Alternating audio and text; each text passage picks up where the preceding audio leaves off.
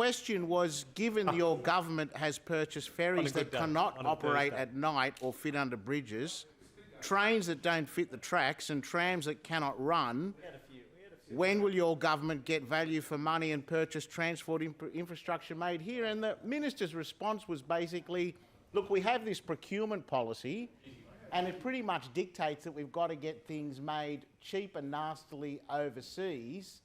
And yes, that might outsource jobs, but superficially the cost, the sticker price comes in much lower, and that makes us all feel good at the time. Down the track, we have billions upon billions of cost blowouts, and you're basically exporting jobs overseas and importing duds.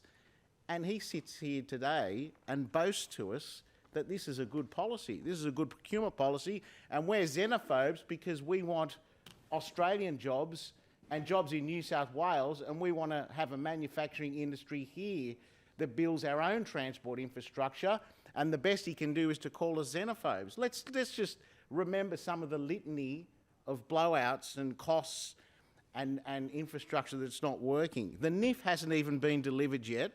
Billions over budget, too long to fit the tracks, too wide for the tunnels. Then we had the ferries that didn't fit under the bridges and can't operate at night, riddled with asbestos. Then we had the most recent saga, the light rail, cracks in it.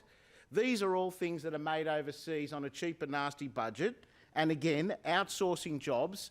Meanwhile, Mr President, we heard last week on budget estimates, they can't even hand over $22 million to the Electoral Commission to get our cybersecurity up to scratch and protect it from attacks in 3 weeks' time when the local government elections start. And this is the government that tries to tell us that they're the doyens of economic management.